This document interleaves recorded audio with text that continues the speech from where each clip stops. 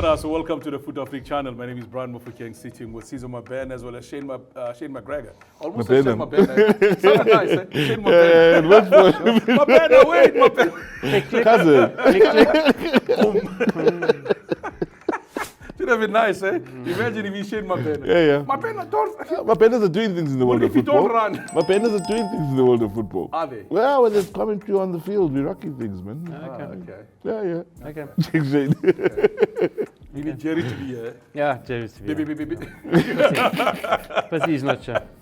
I mean, guys, let's talk about it. It's been crazy. I mean, the last week has been crazy. 2 weeks ago, we spoke about the fact that a coach leaves after another one has come in, who's supposed to be running the youth team of a club, who just left a club, he just saved from relegation. And I knew that there's always trouble. Yeah. And that happens, always a problem, you know. Pablo Franco should have asked us. We would have told him a long time ago, once Vusmusi has arrived, that you're out very soon. You know The end is near. The end is near. It's Let's usually talk a about sign. the story. I mean, Pablo leaves, and then Vusmusi is in there, then in comes Athazwana. I never saw that one come. Yeah. Big surprise. Yeah? But for me, what's been shocking, even in pre-season, is just the number of coaching changes we had even before Apollo's kicked the season. Yeah. So it's no surprise that the season's starting and already, 3 weeks in, a few rounds in, and we're already continuing in that regard. I mean, we're already changing 2-3 coaches before Apollo was kicked. Yeah. And some of them have been assigned in the off-season as well. So it's just interesting how it goes, and beginning to wonder if coaches are really valued, or managers are really valued by club owners and such. You know what the surprising thing for me is? Yeah. It hasn't been Chipper. Oh, there we go. Yeah, there's a plus. How often do they change coaches? Which is a good thing, you know? So, yeah. No, but they made their changes during the off-season this time around. Yeah. Remember they said, Konele Kopo, you go up, and then the other coach at September, you therefore become the one that's just second, you know, to Konele Kopo. They've done something you don't like a lot, Shane. The co-coaching of head coach, this co-coaching thing. Does it work for you? Doesn't work for me. I can't understand that you can have a co-coach. You have a head coach and you have an assistant coach. You talk to each other, you help each other.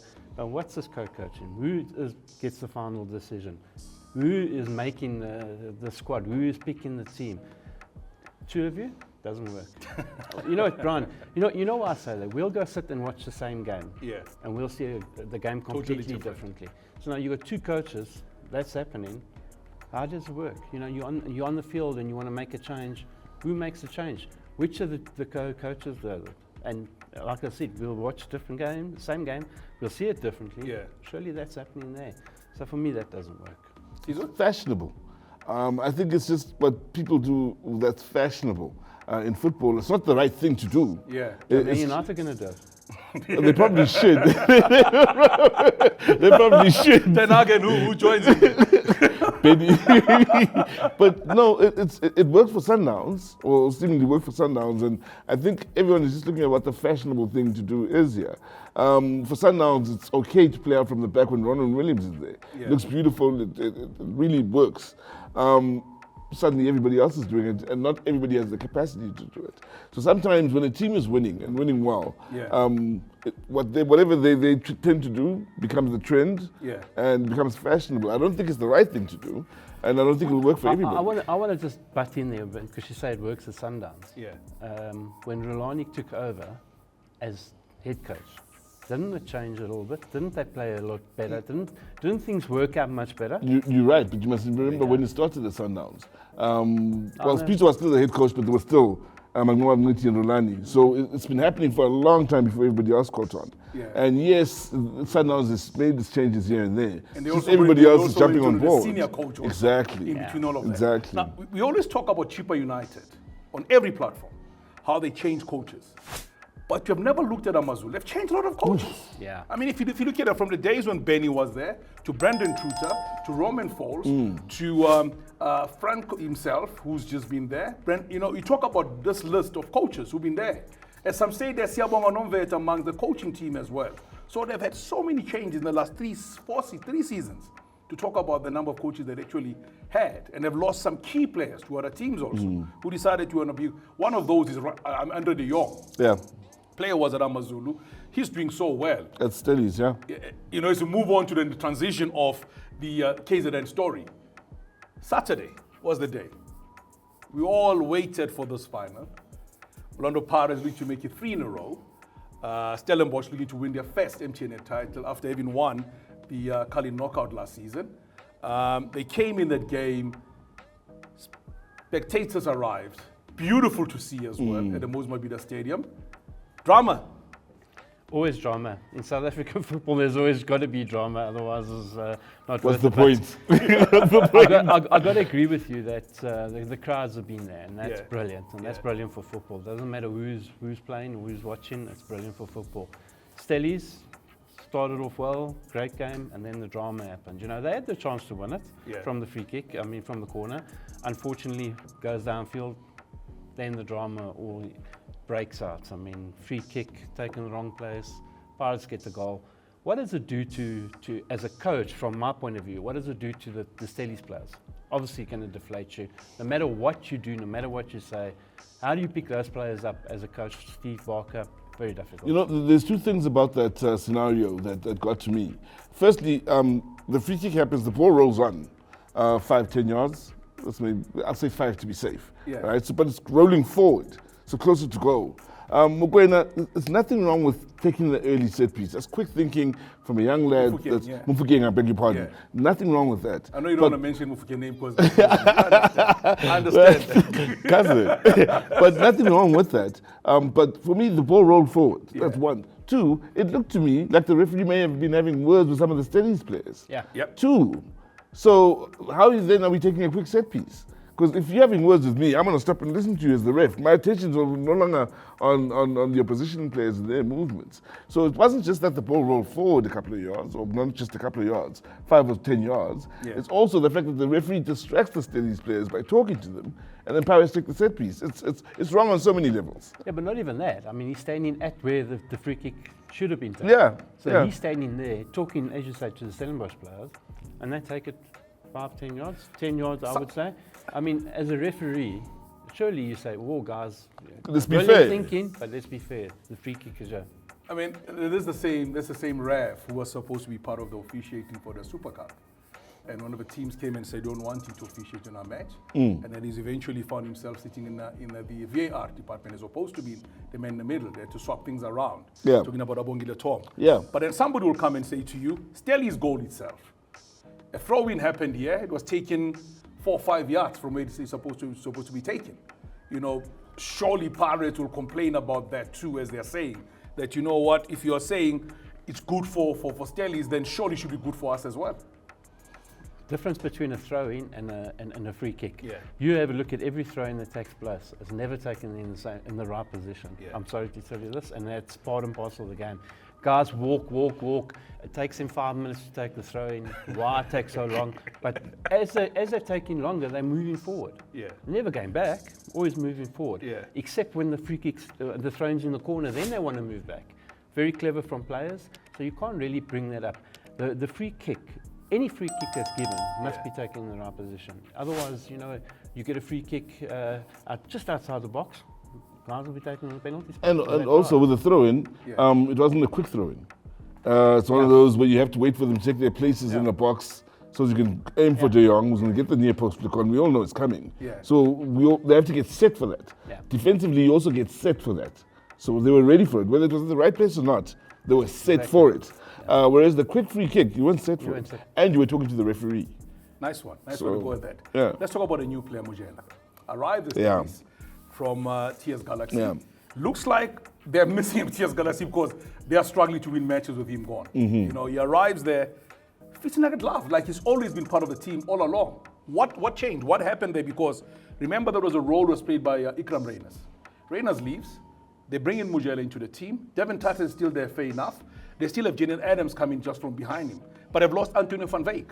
They've got Ura amongst the players that they lost, Stellies. You know, they've also lost Dino van Rooyen on the right-hand side to try and get them going forward. But what is it about Mujela that actually makes him such a brilliant player for Stellies? For me, firstly, it's his work rate, man. He's a good player. He works extremely hard. Defensively, offensively, off the ball, on the ball. Yeah. For me, that's just first thing first. It reminds me of a Dion Hotto, where whether he has a good game or a bad game, it doesn't matter. You never question his effort on the day. Yeah. And that's, for me, that's the first thing that stands out for him. But with that, you've got to give all kudos to Steve Barker and his technical team. yeah. They look at players that are going to fit into their style of play. They're not looking at players that are just buying players for the sake of buying players. They have a look at what we need. Will he fit in? Will he be able to do the job? Those decisions aren't made overnight. They've obviously been watching them for a while, and I know how Steve is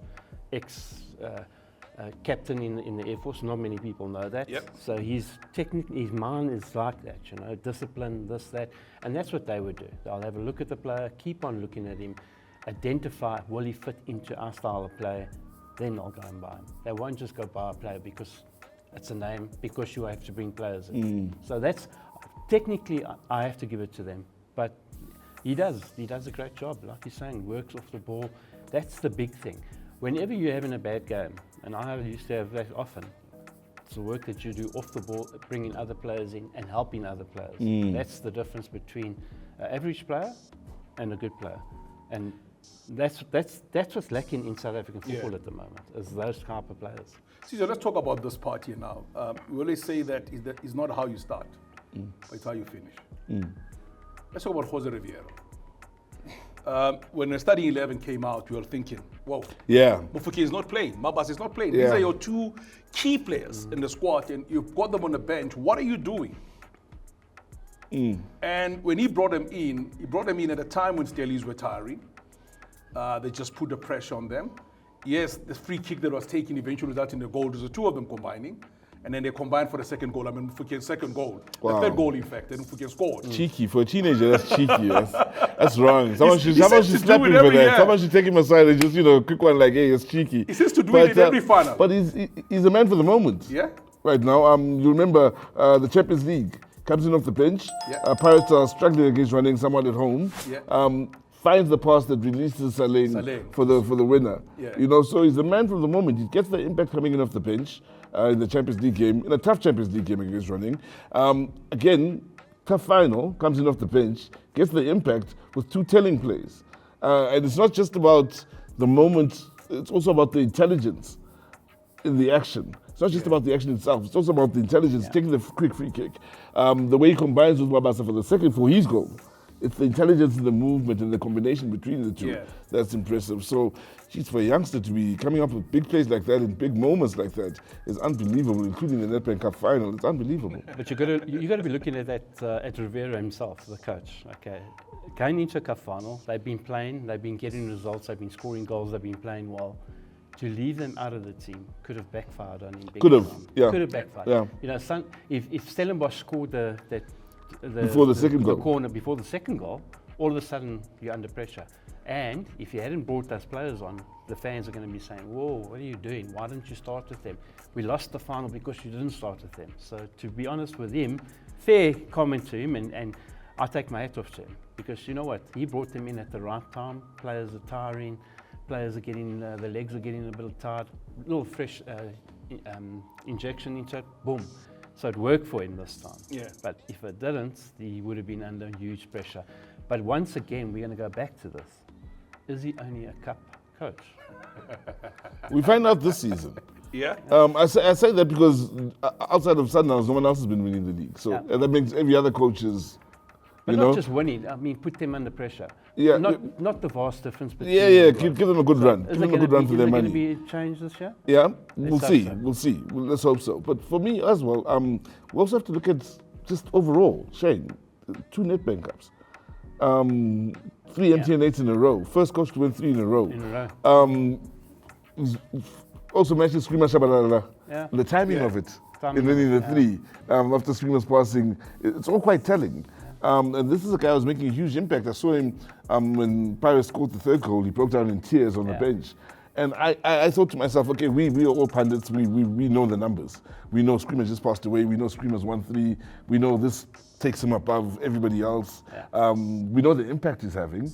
And you wonder, does he understand what he's done as a coach? A foreign coach, yes, but the impact he's having in the time he's having here in South Africa.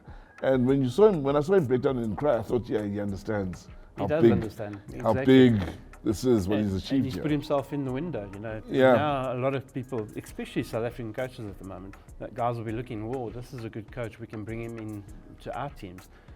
Interesting, his contract ends at the end of the season. Is he going to be offered a new contract? Is he going to be staying? How will Pirates replace him at this stage? What are you talking about replacements for? Why are we even I'm talking just saying, replacements? you shouldn't be thinking that. My You biggest, should my be thinking, biggest how issue many with more South you have to give him? Here's my biggest issue with South African football, and this is over the years now. We're talking back in time. Yeah. Shane's a good player.